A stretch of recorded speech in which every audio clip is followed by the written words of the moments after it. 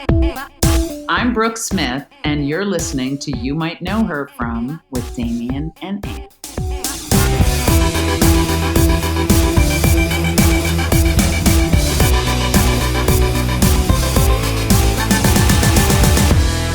Oh, hootenanny. Hello, and welcome, folks, to another episode of You Might Know Her From with Damien and Ann. Hi here, it's Damien. Hi here, it's Ann. I forgot to tell, I don't think I said this on the record, but I have the ring light on that Damien gave me. And did I say this? That we were interviewing and when we ended the interview, she was like, Ann, I can see the ring light in your glasses. And I was like, oh, is that like a thing you're not supposed, oh, okay, everybody, you're not supposed to admit that you have a ring light. And I didn't know that. Anyway, the whole thing. She was like, it's so funny. And I was like, Ann, take off your glasses, play it cool. This is how I always look with this beautiful lighting. My beauty filter is definitely not on. So can I say something, speaking of beauty, which is that, first, we've been getting a lot of requests for more body talk, so get ready and buckle up because here it comes. So this past weekend, we had the great privilege and honor of getting to reunite with with a small group of our mutual friends in our friend Brenna and Max's backyard, and we got to drink some homemade wine, and then we were very drunk. And I had this flash this morning as I was taking my 17 pills, like my Metamucil, my multivitamin, my D3, where like someone, I think what Brenna was like, I put collagen. I put collagen in my shakes, and then it was like everyone was going around talking about like how many vitamins and pills they took, and I was like, oh god, guys, we're so old. And then you were like, no more biotin, don't take any more hair and nail supplements, it's bad for your heart. My sister-in-law works for a dermatologist. She said biotin is bad for your heart. I said, Jeremy looked at me, he said, do you have one of those flip tops for all your vitamins for every day of the week? I said, no, I gotta get one of those. I do have a pill cutter. This is almost 40, folks. This is what it looks like. Oh my god. I feel fine about it, honestly. It's like my nails are in good shape thanks to the calcium I'm taking. Working on the hair. You never know what you're going to get over here. I have very thin hair, but it's still attached to my head, so that's something. Let me tell you, I also have fine hair, and I had a dream that some Instagram influencer who I don't know in real life was like, nice haircut. And I was like, and this person's also is bald. I was like, what the fuck is your problem? It was like a Real Housewives fight happening with a stranger. And then I was like, oh, I guess I have some unresolved issues about like my hair. Well, all of this is to say, I have been feeling better about my body. I feel like I'm taking all the vitamins. I'm taking my psyllium husk. What the fuck is psyllium? What is Metamucil? It's, you know what I'm saying, folks. It's not. Is it celery? Is it psyllium? Is it whatever? Cellular husk? You know what I mean. Yeah, that sounds right. That sounds right.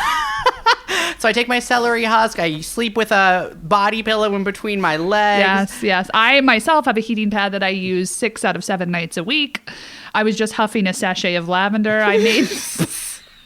We are really revealing a lot about ourselves. Honestly, it's not even pandemic related. This is just like what it is. This is what old age is. I listened to there's like 417, I don't even know how you're supposed to say it, like 417HZ playlists that are like, it's like white noise, and it's like, it's like I don't want nature noises and things like that. So this is like noise of, I don't know, it's like white noise. Yeah, like you're in a womb. It's like the sound of you in a womb. Exactly. Thank you. And it feels so good. And I listen to them like almost every night when I put my fucking gemstone under my pillows.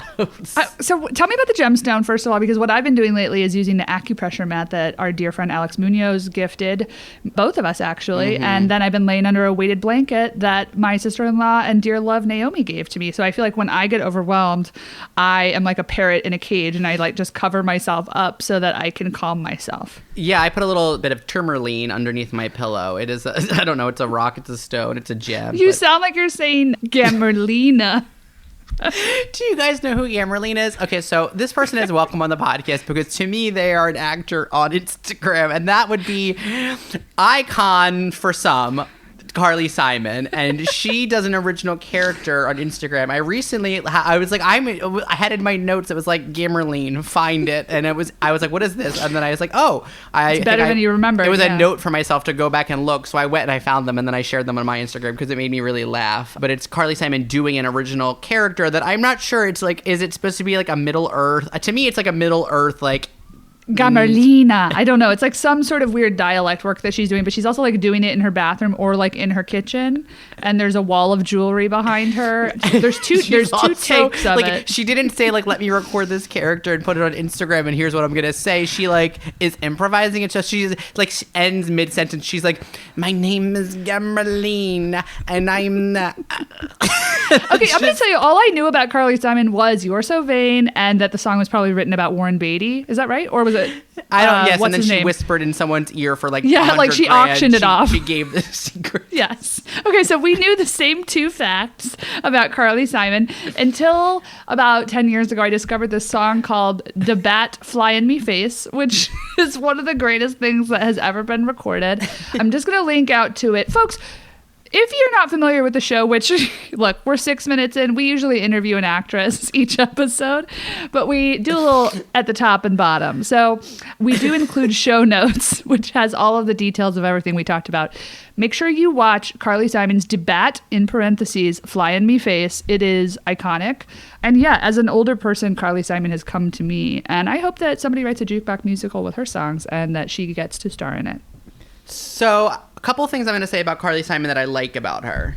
She provided the soundtrack for that Nora Ephron, Samantha Mathis movie. Perfect. Yes. This Is My Life, the 1992 film we talked about in our interview with Samantha Mathis. That was all the way back on episode 1. I loved that movie. I actually didn't love the soundtrack at all. No offense to Samantha or Carly, but I didn't like it. But I also like that Carly did an interview on the record about Mia Farrow in the Woody Allen vs. Farrow. And she was like, yeah, he was my friend and now he's not anymore because he's a despicable person. Oh my God! I haven't watched the documentary yet, but that is a real tally in the pro Carly Simon corner. I think that's what made me put Gamerline in my notes because I was like, oh, I'm into her now, so let me post this on Instagram. But fucking hell, I love it. Yeah, because I think I associate her sort of being part of that like New York, like we're artists, but also we're like super rich, like Nora Ephron and co. You know, right? Because she's part of Simon and Schuster money. That's the other fact I knew about her. She's Simon and Schuster that. money. Yes, she's an heiress. Yeah, I used to combine her and Carole King in my head. So like once one of them was married to James Taylor, that's Carly Simon, right? So I knew that about her. Well, that's because the music industry will only tell you that there's a few famous singer-songwriters that are also women. Yes, exactly. Folks, this week we had a great interview with the great Brooke Smith. It's always a pleasure to get to dive deep into somebody's work. And, you know, this one was no exception. We were big fans of hers, but we got to discover some really amazing pieces that we were less familiar with. And also, I think that, you know, Zoom is hard, but I think that we had a particularly nice, like, repartee with Brooke. So I'm excited for this one.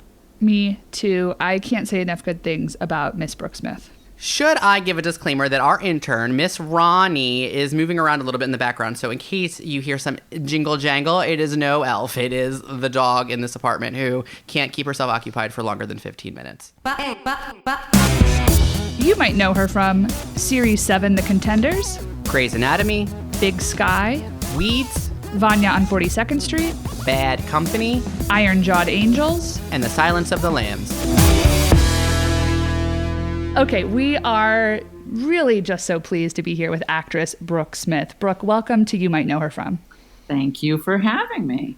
So, Brooke, one of the great deals of this podcast is that we get to dive into and explore work that maybe we weren't familiar with. So I was so thrilled to discover that you starred in Daniel Minahan's 2001 indie, Series 7, The Contenders.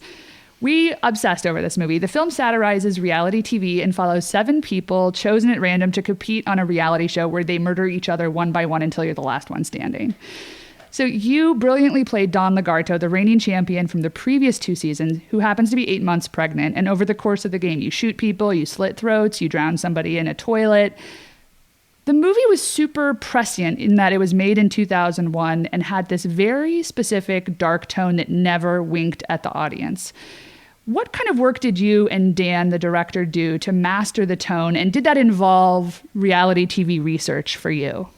Wow. Well, first, I love Series 7. And Dan contacted me. He wrote me the sweetest letter ever. He had seen me in a play way, way, way off Broadway with John Cameron Mitchell.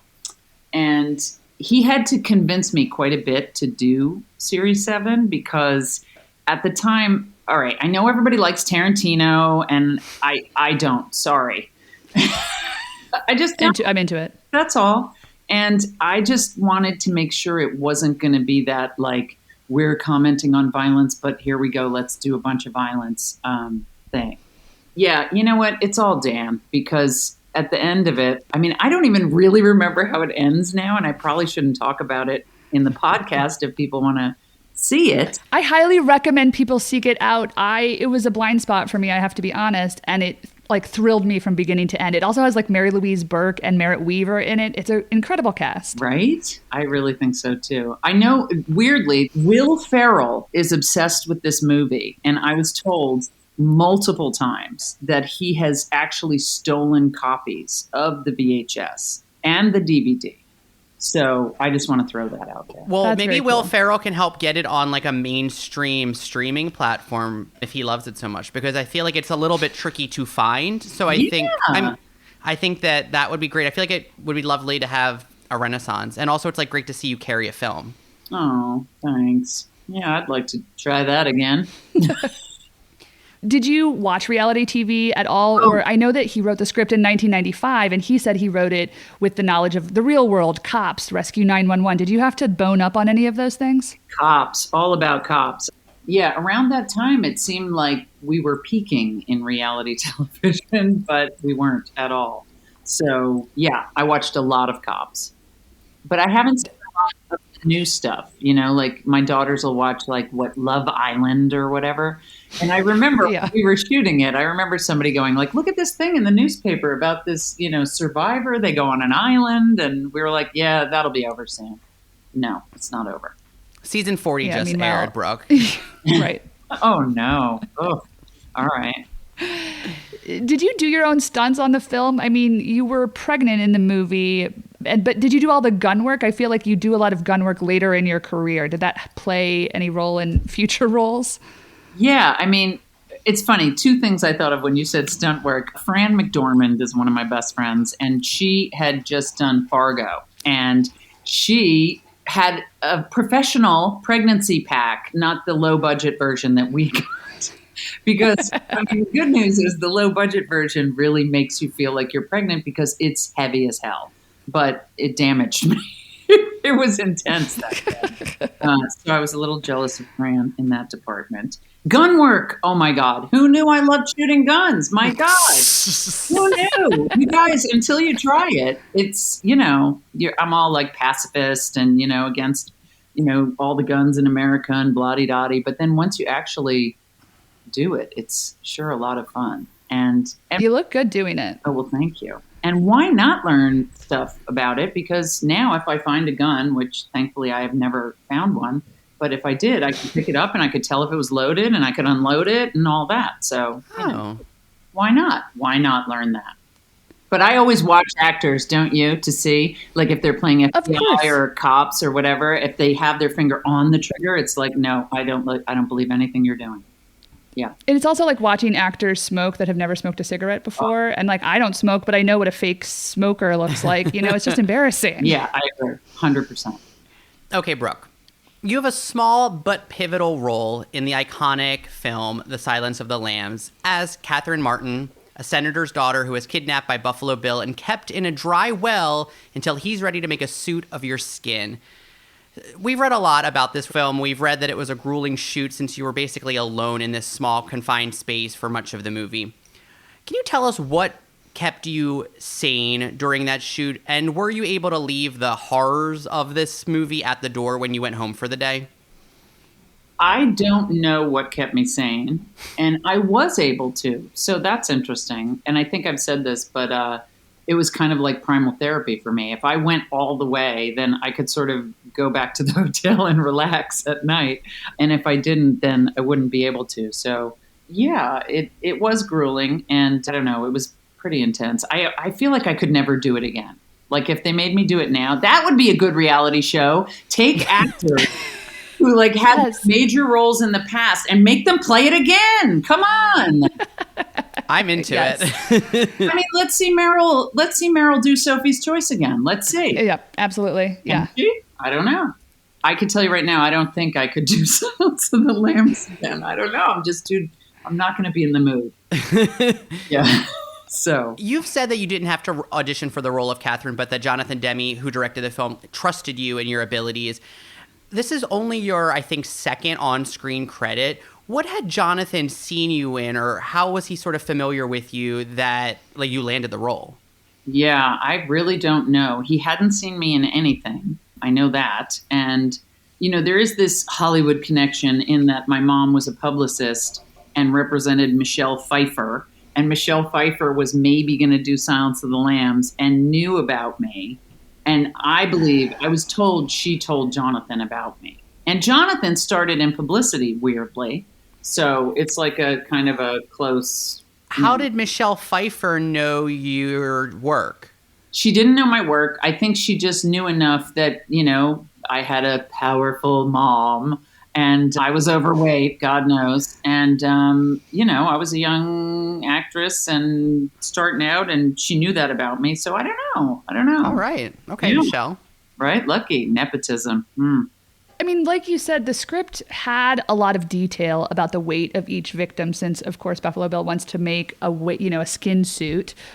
And we read that you were sort of contractually obligated to gain 25 pounds to play Catherine. So you've talked about being in acting class with Vincent D'Onofrio, who had just famously gained 70 pounds for Full Metal Jacket. He was like, make sure you get the studio to give you a credit card so that they pay for your food, because otherwise it's like so fucked up. Yeah. So as a very young actress in an industry that obviously like very primarily puts a value on thinness, was this whole process of Silence of the Lambs a little bit of a mind fuck? Oh, a little bit. It was from beginning to end an entire mindfuck. Yes. Yeah, totally. Because I had been fat growing up. I had lost a whole bunch of weight because I was an actress. And then my first part is this. So I had to gain all this weight. Yeah, it was definitely, it's interesting, right? All the fat talk in the movie, right? It's constant. It's constant. Yeah. I had never seen it, being transparent. And so I just watched it in preparation, and the first shot of you is you driving, listening to Tom Petty, and you look so beautiful and your hair is so curly. And then like moments later, he like gets you when he kidnaps you, and he says like, are you a size 14? And I was like, oh, that is such a weird, like, I mean, it made sense obviously as I continued watching it, but there's such an emphasis on it. And it's just such an interesting, like, I don't know, it's something that I would not have thought of. And seeing you looking so amazing, driving that car and singing along. Oh, that's so nice. That you think I looked amazing. Yeah, it was kind of a bummer to me. I'm not going to lie to you. When I first saw it, and I was like, wait a minute, you can't even really tell that I'm a size 14. Because it really at all. And like, come on, I could have worn a fat suit or something instead of, years of therapy. Yeah, I don't know. But it made sense because I had to fit him, right? But Ted's kind of a lean guy. And anyway, yeah. Can I ask, I certainly have my own relationship with like my body and all of these things, and putting that all under the microscope of Hollywood, I can't even really imagine. But I did, in preparation, find this clip of you on The View where you were like, you were promoting Grey's Anatomy, and you were like, today's my 41st birthday. Also, like, I'm like typically a size 10, 12, and you were like, and I just don't really give a fuck anymore. Can I ask, like, what kind of work, like, if you feel comfortable sharing, like, you did to sort of proclaim that on like the talk show circuit so confidently? Oh God, I just don't have a choice. I just have to be myself. I mean, I was like, oh, okay, cool. Yeah, I mean, I think that would fly more now, probably. It feels like you're almost allowed to be heavier now, aren't you? Sort of? Mm-hmm. I think there's a little bit more variation, but like still not that much. Yeah, not so much. It's true. And, just the other day, I know somebody, an acquaintance here, my daughter rides horses, and I live in LA, and so there's another family that has a daughter that rides, and I was there. This is such a long story for nothing, but this very handsome actor who's working in some big action movie, Marvel type thing here, is a dad of one of these kids. And I saw him the other day, and he was kind of dressed like me now, like just in schlubby, sweat clothes or whatever, but he literally looked like he had just run an Ironman. You know what I mean? Like he is like, it's a different level of fit when you're like a Hollywood person. And I was never going to be that person, I tried for like 5 seconds. And after Silence of the Lambs, I went to this place called the Ashram. I don't know if I've ever said that, but I did. And My friend at that time was Carla Gugino. And Carla was like the kind of person who was like, I'd be like, yeah, let's go on a hike so that we can smoke pot and eat cupcakes after and feel okay about it. You know, she was like, no, let's just keep hiking. Let's go to Pilates. Let's go to this. And I was like, no, I'm okay. There's a level that you're expected to, and hey, these people look fantastic, but yeah, I can't. Life is hard enough, Facts. Ugh. Of course, many of our listeners may know you best for playing Dr. Erika Hahn over the course of 4 seasons on Grey's Anatomy, and you were one half of the lesbian couple Callica with Sara Ramirez. Your character was brought on as a replacement for Isaiah Washington's character, Dr. Burke, after his very public firing. And you, of course, had a very successful film and TV career leading up to this role, but can you talk about what it was to then become a series regular on such a buzzy show in its prime after all of these sort of tabloid controversies? Boy, yeah, it feels like a dream or something, even still, because I don't really remember it all. I just kept thinking it was a coup. I kept saying, this is a coup. Like, the popular people want me. Like, what's happening? One day I'm going to show up at the gate and they're going to be like, no, you're not, no. So it was odd. And and all of a sudden to have people know you in the supermarket, in a different way is all very odd. I had a friend, Dan Minahan. I kind of love him. I've outed him, so I have to be careful here.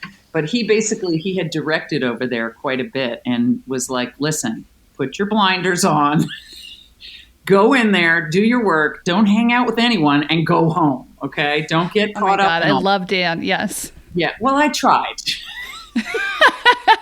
They did you dirty. I tried, for God's sakes. I don't know. I still didn't make it out alive, did I?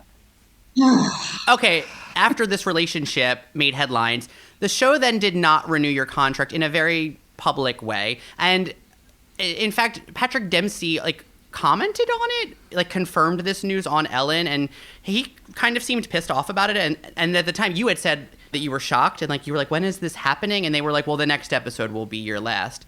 With hindsight, can you talk about what really went down with your time there? I mean, I can, but I genuinely still don't really totally know. I just don't. I know I moved my whole family to LA. I bought a house. Note to young actors who are newly regulars on shows, just stay calm. You don't have to lease a car. You can actually own your car. You can own an old junky car. You don't have to lease it because you can write it off or whatever because the business manager. Anyway, all right, I'm digressing. You moved from New York, right? You moved to LA, you uprooted your life. Yeah. Also, New York is better, so it's unfortunate that you left on those terms, Yeah, I know. All right, that's a whole other thing. But wait a minute, what was the question? The question was, what the hell happened? Yeah. I don't really know. There's people who think because at that time I was pro Ralph Nader, anti, I gave a little speech but nobody saw it because nobody covered it because politics in this country. I went to the Democratic National Convention, gave a little speech about corporate control of the media and about, having third party candidates in debates. I was like, why don't we just have them in debates? They don't, I know no one's ready for a third party candidate for real. But anyway, so there was a guy who was one of the crew members on Grey's who said, dude, that's why you got fired. And I was like, nobody even covered it. Not a single news channel covered the fact that I was there and gave this speech. So how's that possible? He's like, Anyway, the House of Mouse didn't like that. I mean, could have been, right? Who knows? But I think more likely it did feel like they weren't ready for that kind of lesbian just yet on network TV. I'm not really sure. Yeah, I don't know. Somebody was just saying to me the other day, because I've been doing this show, Big Sky, and, it's ABC Disney, and they've hired a non-binary actor for the show. But, it's not enough to just hire someone. You kind of got to write for them and let them do stuff, right? So yeah. Somebody was saying it's never good to be one of the first 20 of anything. I was like, 20, that's a lot, I mean, I guess we've come a long way since then, but I don't know. Maybe they just didn't like me. I really don't know. It was very, very strange. Have you guys ever been fired from anything? No, that's a no. I don't think I have been. That's kind of shocking, I don't- honestly. I know, same. I don't think so. Yeah, it definitely messes with you, especially when it's the popular cheerleaders who asked you to come join the Well, squad. also like all of the behind the scenes stuff, like it seemed like you were very well liked, like, and you had worked with like Sandra Oh and Patrick Dempsey, and like you and like Eric Dane were like doing bits in the behind the scenes features, and I was like, you seemed well liked, and everyone thought you were cool, and we know you're a great actor. Yeah, I don't know. It was weird. And I remember when I called Patrick, because I was surprised. When I found out, I called everybody and said, hey, guys, this is my last episode. I don't know. See ya. And he was like, what do you mean they said they can't write for you? That you're the only one they're writing for. He was actually mad. He was like, what the hell? So it was sweet that he did that. And he reminds me of it every single time I see him. It's kind of never. Yeah. It was charming. I have to say, he's like forever in my good graces because of that moment on Ellen, because he seemed genuinely pissed. And he was like, ABC made me read this. And I was like, oh, okay. This is good because I wasn't bold enough to do that, but they did give me that same piece of paper. I was like, the character has come to an organic end and we've had a wonderful time and, that whole thing. Yeah. This isn't even really a question, but I just wanted to put it on the record that I really appreciated in reading up on all of the press that you gave pre and post, like the show, about your relationship with Callie, that as an actor that doesn't identify as a queer or gay person, you had really smart, thoughtful things to say about playing a gay person on the record. And I just feel like I have this conversation with Damien and with my partner all the time about how it's really annoying to listen to straight people still like talk about like getting drunk before shooting their like makeout scenes, and like how it's so interesting to like kiss a girl for the first time because they don't have any stubble and it's like different but the same. It's like the things that people say on the record are so inane. And I felt like when I heard you use the word, you said in an interview, I think with EW, that you were frustrated with the gay panic that the show seemed to keep writing. I was like, this is a really thoughtful straight person or seemingly not gay person talking about the work. So I don't really have a question. I just wanted to say thank you for that because I feel like it's actually really important to me. Oh, good. Well, thank you for saying that. Yeah. I mean, nowadays my kids tell me that I guess am I pan? That's like any gender is fine, and gender is sort of expansive. I mean, I have committed to Steve. We've been married for 20 years. So, I think kind of picked a side or whatever. But yeah. Okay, well, thank you. I just think it's rare that you hear someone thoughtfully engage with it, because that movie Ammonite that Kate Winslet and Saoirse Ronan went on a press tour that I was not impressed with, talking about playing lesbians. Right. I'll just be honest. Yeah. No, I hear you. That makes sense. We are both queer. We are lesbian enthusiasts. We feel like we're lesbian pop culture historians.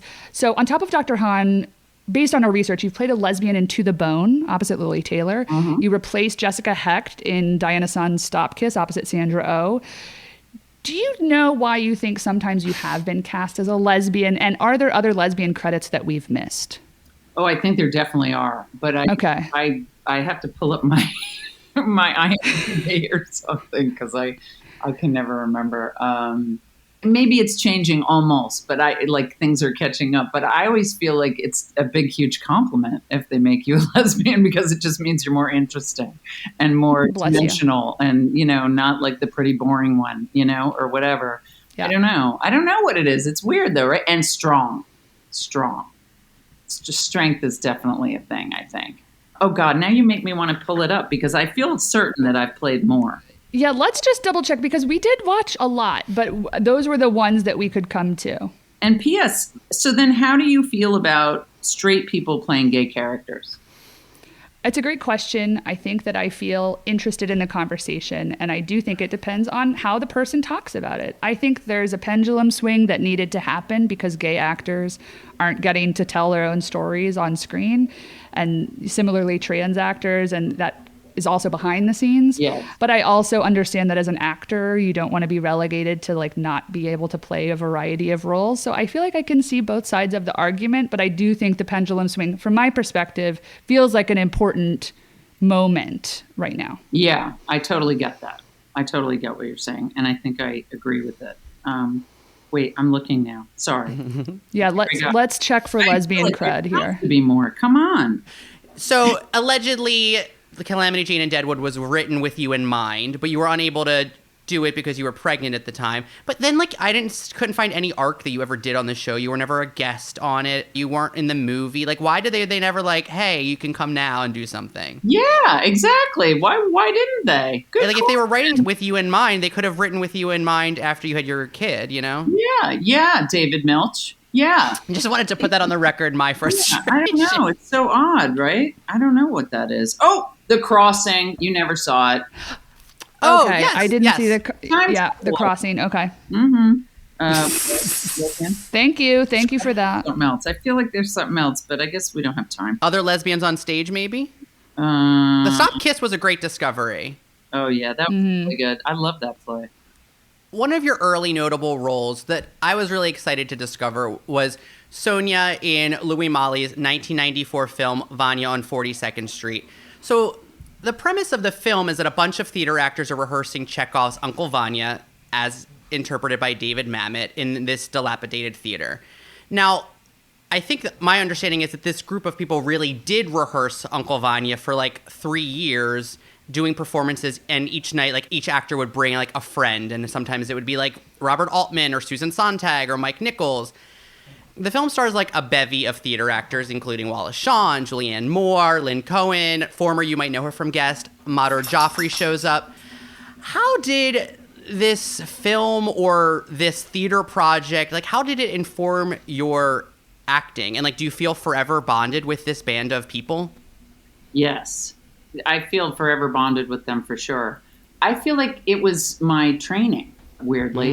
So it was after Silence of the Lambs and everything, because it was such a luxury to be able to rehearse with unlimited time, basically.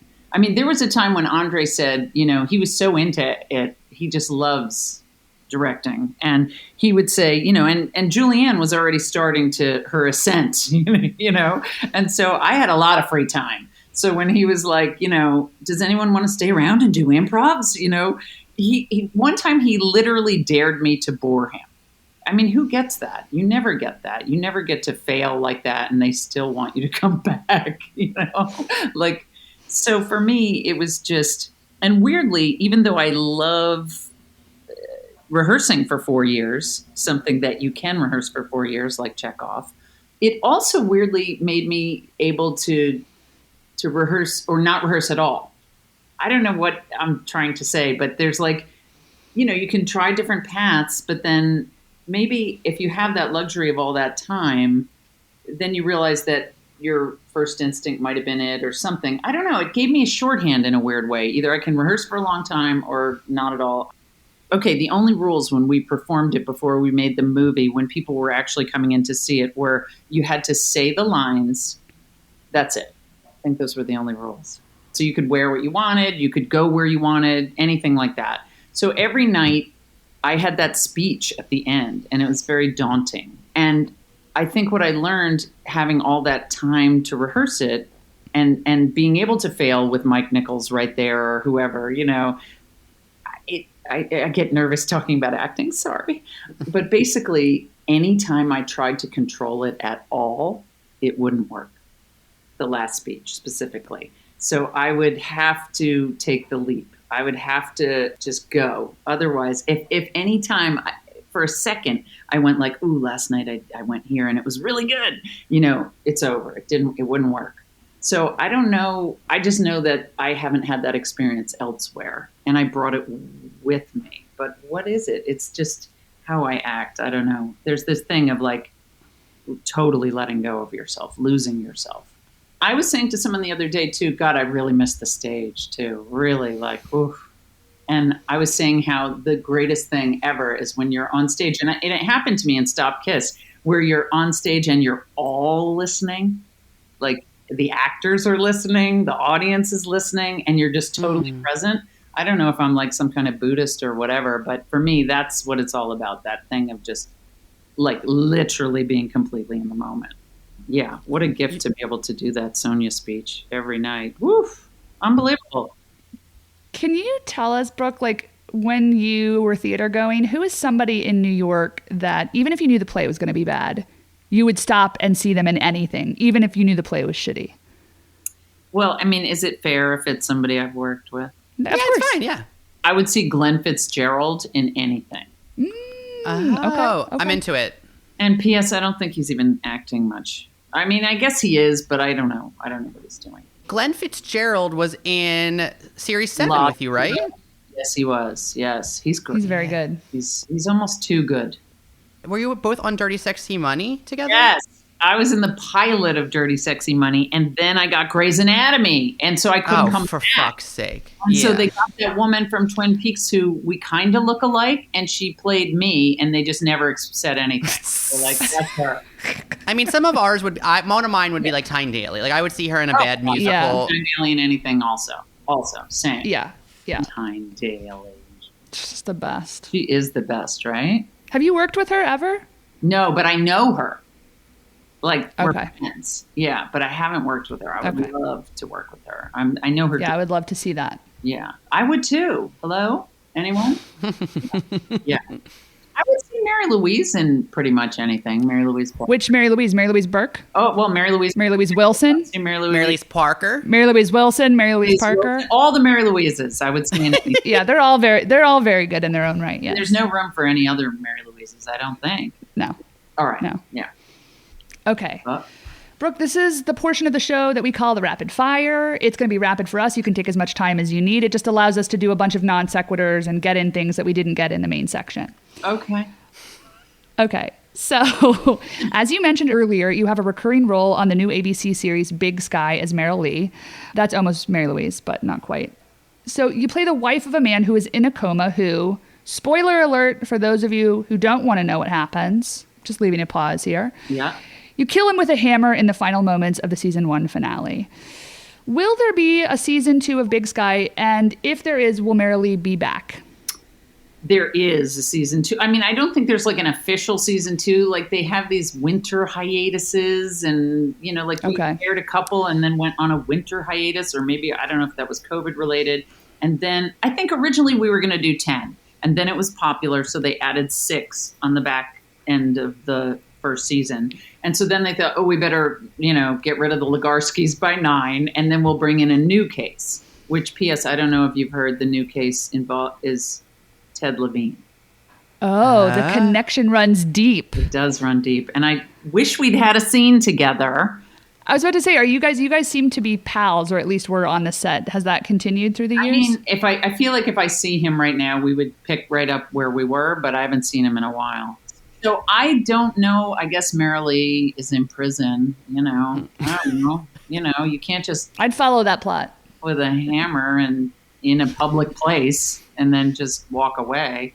Yeah. I love Meryl Lee. It's a bummer. I really miss her. It's hard sometimes to let go of certain characters. Have you guys seen 10%, you know, Call My Agent?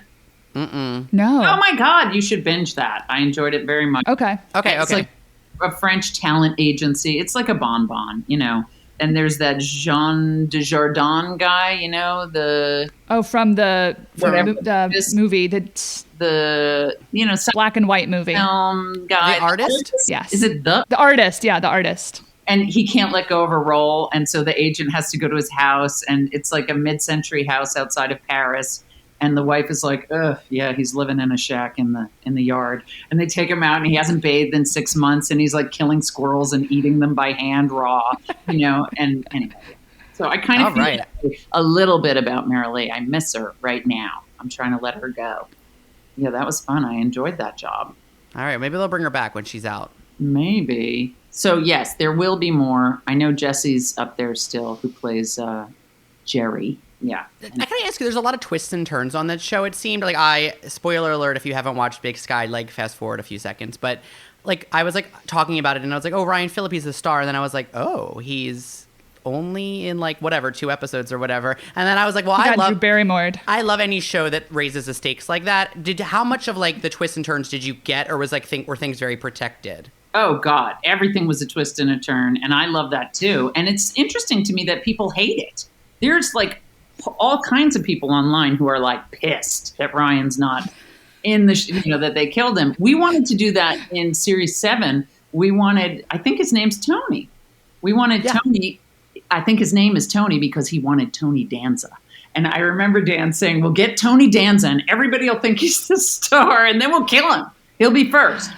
So I don't know. It was Iconic. Smart of David Kelly. I think he knows how to do the twists and turns. Okay, Brooke. So longtime listeners of our show know that we often ask our guest a well-related question, and as one of your most famous roles is around you being trapped in a well, we have to ask you. So, Brooke Smith, if you were trapped in a well today with a cell phone, and the only numbers you had were the co-stars from the 2003 HBO film about the suffragettes, Iron-Jawed Angels, that's Hilary Swank, Angelica Houston, Julia Ormond, and Molly Parker, who would you call to help you get out of that well? Those are the only options. Those are the only options. Yeah, no, you can't call Dempsey. Vera Farmiga, who was also in that. Oh, okay. We'll add Farmiga in. Okay. We'll add Farmiga in. All right, fine. That's who I would call. Because she's the one I, am still in touch with the most. I mean, and she grew up on a Ukrainian commune, so I feel like she'd be able to get me out. She's very handy. Yeah, she's resilient. I like that, yeah. Okay, Brooke, you worked with gay legend Joel Schumacher on the action comedy Bad Company, where you play a CIA agent opposite Anthony Hopkins and Chris Rock. I personally am obsessed with how wonderful and flamboyant Joel Schumacher seems. Do you have any great stories from that set? Oh, wow. He would love it so much that, what did you just describe him as? I called him, I think, wonderful and flamboyant. No, you called him a gay legend. There you go. Gay. Oh, yeah, I did call him a gay legend. To me, he's a gay legend. I think he would like all of those things. I don't want to speak for him, but, well, we used to tease him because he would say things like, your whole world is falling apart. Action! So I felt like, and literally things like, you're a fish on a hook. Action! There's always like a pause where I'd go like, wait, what the fuck? I'm a fish on a hook? Okay. And then try to do what he said, I loved him. I mean, we had a great time. And I guess, we both had a lot of fun in New York City back in the day. So yeah. We shared that. What I love is that the last time I saw Joel, I was driving my car after a hike on the west side of LA, and I was driving along Sunset Boulevard, and I got to a red light, and I looked in the car next to me, and there was a beautiful boy driving a Land Rover, and Joel was in the back seat. And I was like, oh my God, this is perfect. It's like perfect. And I waved at him, and he saw me. We had like a whole, in the car, and that was it. Anyway. So there. It wasn't on the set, but that's a memory of Joel. Okay, Brooke, you played Valerie on Weeds, the widow of Nancy Botwin's DEA boyfriend turned husband, Peter. Mm-hmm. And you got to play drunk with Mary Louise Parker. You also got to give her a mammogram in another scene. I loved watching your scenes in that show because I felt like the tone of that show really perfectly matched your talents. Did you study Mary Louise Parker's sort of famous straw chewing technique, while drinking an iced coffee while you're chewing on a straw and still talking? Did you study that to get into the Weeds mindset? I mean, I should probably say I did, but I didn't. Because you did it too. You were doing it with her. I did, right? And you know why? Because we were tight. We were inseparable in our early 20s, Mary Louise and I. And we are again now, which is so nice. We've kind of gone away and come back, and I'm going to be in her son's short film next weekend. Oh, that's great. Sweet. Anyway, so the question was, did I study the straw? No. That was the question, yes. Yes. It just happened organically. Does your cup say Bette Midler? Oh, yes. It says it's Bette Midler's Hello, Dolly. Where it was very important. At Hello, Dolly, starring Bette Midler. At the merch shop. Oh, I see. It's like merch. Okay. Yeah, it looks yeah. like It's you have an endless supply of disposable Bette Midler. Oh, it's not disposable. It is just my go-to water glass. Okay, good. Okay, Brooke, it rubs the lotion on its skin or else it gets the hose again is embedded in my DNA. For our listeners, what kind of lotion does Brooke Smith use? I don't use it enough because we're supposed to do it all the time. Did I give up on myself? In my 20s, I did it. I literally thought that the other day. I thought, well, I'm telling my girls to moisturize. Is it over for me? Honestly, this is what I'm using right now. Trader Joe's hand and body cream with Moroccan argan oil. Okay. Love it. Okay. I believe in Trader Joe's. I mean, I don't use the $90 boob cream from Clarins. Those days are gone. I don't know. Okay. You play Amy, Toni Collette's best friend in Curtis Hansen's film In Her Shoes. also starring Cameron Diaz and Shirley MacLaine. If you had to step into the shoes of one of those women, Tony, Cameron, or Shirley, who would you Freaky Friday with? Oh, Shirley MacLaine. I wouldn't even hesitate. Are you kidding me? Did you get to meet her on that set? Because I feel like you didn't really have scenes with her. Yes. And I'm a big traveler. I'm all about travel, which is not a good time for me. But I remember asking her about Afghanistan and Kashmir. She went to she went everywhere. Where didn't she go? And she's sure. Yeah. Come on. Yeah. You were part of the hardcore punk scene in New York in the 80s. What is the wildest thing you witnessed or participated in during that time? Oh, my God. Well, it's not fun. The first thing that came to my mind is police Too dark. brutality. Yeah, well, We controlled the bench in Tompkins Square Park. Sorry to anyone that we were obnoxious to. We were just insecure kids. Anyway, we did see a horrible police brutality incident, and the cops wouldn't listen to us. We kept saying, no, that's not the guy. It's the white guy. Jesus. Anyway, Right. So that's the first thing I thought of was that. I saw all kinds of stuff. I worked at Trash and Vaudeville, and iconic, yeah. yeah, and people would stuff clothes down their pants and run. I'm trying to think. There must have been other things. I saw all kinds of weird things. Completely naked hookers in the old days on 9th Avenue. Maybe they had shoes. That's it. You don't see that anymore, right? No, not at all.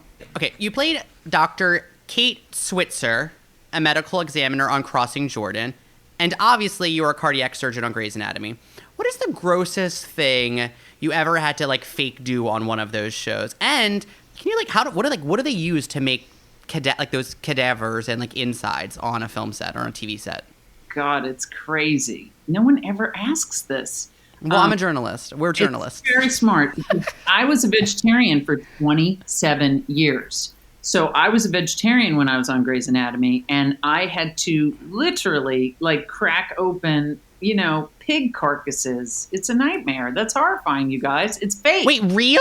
Yeah. I didn't know they used real bones. That's sick. No, they in certain shots when they show you with that saw, whatever. I used to know all the lingo.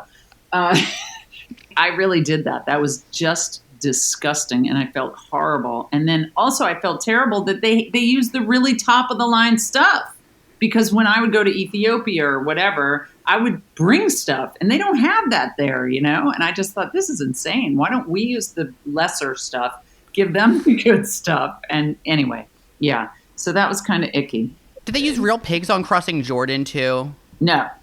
Yeah, Jill Hennessy would have let that. I'm not going to say no totally, because maybe they did. I don't know. But Do they use real intestines? They're using real medical supplies, either of an animal or something? I think specifically, I remember when you crack open a, lung, what is that called? Like a rib cage? Doctor now. chest? Yeah, that thing. Yes, the lungs. Sternum. Crack that thing open to get in there. Yeah, we used actual and they were frozen too. I remember they would freeze them. They'd be frozen and they'd bring them in. Anyway, horrible. Oh my God, that is not what I was expecting. I still can't eat pigs, and I can't eat octopuses after my octopus teacher. No way. No. We're going to go rapid here. Okay, right. Brooke, you've worked with so many heavy-hitting directors. Jonathan Demme, Jay Roach, Mira Nair, Christopher Nolan, Alan Rudolph, Robert Altman, Woody Allen, Curtis Hanson, Jason Reitman, Paul Mazursky.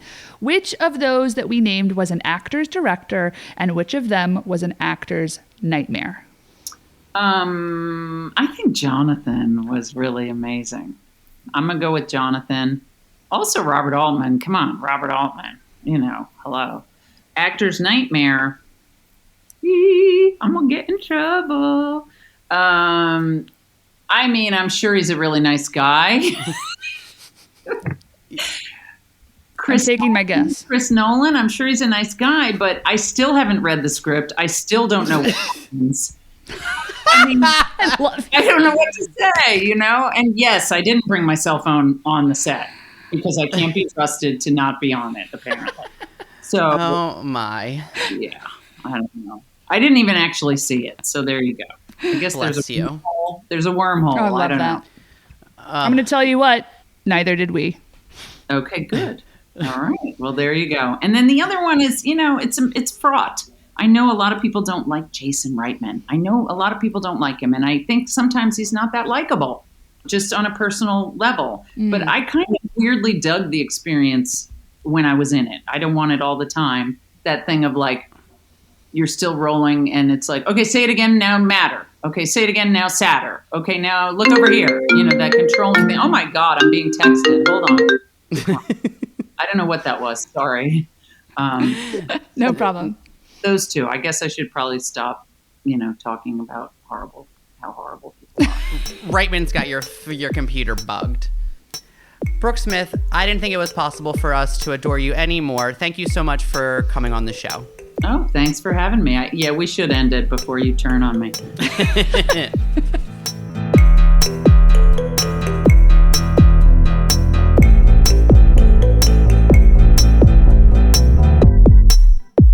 As Damien said, Zoom is really hard. One of the things that doesn't always happen in interviews is that the actress poses a question to us. And I was just sort of taken aback when Brooke asked us, like, how do you feel about it when a straight actor plays a gay role? And it was just really wonderful. It was conversational. And this is something that Damien and I talk a lot about. So it was great to have a real conversation with her about like how I really did think that the press that she did around Grey's Anatomy was well thought out and open-minded, the way that the fucking Ammonite movie press tour that came out this past year was so stupid. If you go back and watch those videos of Kate Winslet and Saoirse Ronan, it's just upsetting. There was an SNL sketch that parodied like the lesbian period drama that I thought like played into that a little bit. So it felt like all of those things sort of came together around the time that we did the Brooke interview. So it felt really great to have like lesbian talk with Brooke Smith, who is pansexual. Okay, so folks, we've been doing this thing this season where we are taking this week's guest, Brooke Smith, and we are then connecting them to the blind item, which is next week's guest. So, Anne, we've tried to figure this out. We both muted and went to our little notepads, and then Anne came back and she said, I got it. So, Anne, do you want to tell me how Brooke Smith connects to next week's guest? I absolutely want to do it, but let me tell you, there is a direct connection through one person, but we never like the easy answer. So here's the most convoluted way that we can get from Brooke Smith to next week's guest. Okay, Brooke was in one of my favorite movies I've seen in recent memory, Series 7, The Contenders, with Merritt Wever, who was in Nurse Jackie, with Anna Deavere Smith, who recurred on the show, who was in the Manchurian Candidate remake, with John Voight, who was in Lara Croft Tomb Raider with his daughter, Angelina Jolie, who was in Girl Interrupted with next week's guest. I felt good about that. We rarely include a male connector. It's only because it's Voight. It's only because it's old white-scarfed Voight that we're including him in this mix. He's been a topic of conversation here because he previously dated previous guest you might know her from, Eileen Davidson. He also previously saw Damian Bellino at a Barnes & Noble at the Grove in Los Angeles, where I'm going to tell you, and I don't mind telling you this, folks, John Voight's face looked like a catcher's mitt. I was stunned. He was also talking about something I vague that I was like, you're a Republican. And he is, so it's all good. And he is. If you're picking up what we're laying down, the best thing you can do is leave us a 5-star review and a few words on the Apple Podcast app. That is the thing that puts us in more ears, gets us in front of more eyeballs, and, tell your friends about it. The Apple algorithm is the thing that can help us out the most. So if you have 5 seconds and you have somebody else's phone at the ready, do it on their phone too. It really would be the best possible thingest you could doest for usest. Folks, while you're leaving us a review, please follow us on social media. You can find me at Damian Bellino, and you can find Anne at Rodemanne. That's Rodemanne. You might know her firm is produced by us. That's Damian Bellino and Anne Rodemanne. And we want to thank our consultants at Grumpy Entertainment. That's Jason Jude Hill and Daniel Sears. And all that silky smooth editing you hear is by the wonderful Daniel Sears. Special thanks to Gang. All the music you hear underscoring each episode of You Might Know Her From is by Gang. You can download and stream Gang wherever you listen to your music. Also, folks, did you know that Anne over here spends a good 2 hours of her week creating show notes for each and every episode that we do with links and details about things that our guests said and quotes? Find those at the bottom of each and every episode description. They are a treasure trove of treats. Let's be honest, while you were talking, I was actually linking in Gamerline and also the fact-checking Simon & Schuster relation to Carly Simon. It's just really so we don't get sued, but also so we have a frame of reference. Please, God, go check out Gamerline.